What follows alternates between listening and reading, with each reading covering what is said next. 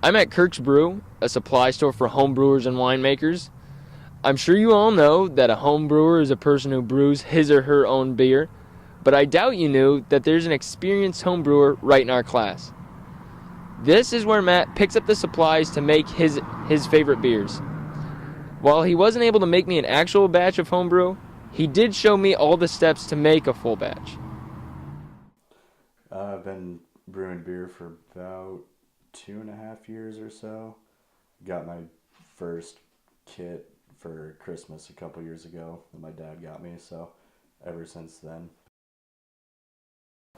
The first step is to brew the beer. Matt begins by filling a large pot with all his ingredients and bringing it to a boil on the stove. Typically, when you're starting out, the overall time from like when you actually start it to like when you can actually drink it, it's usually about 3 weeks. Once he's finished brewing the beer, he pours it into the bucket and lets it ferment in the fridge all week.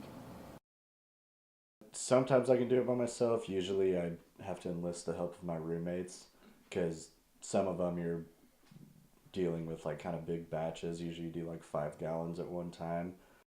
Then after that, you bottle it and then let it sit for 2 weeks, and then that's where it'll get its carbonation, and that's when you can actually drink it is after the 3 weeks. Usually, one batch when we brew it, we'll do like I said, about 5 gallons.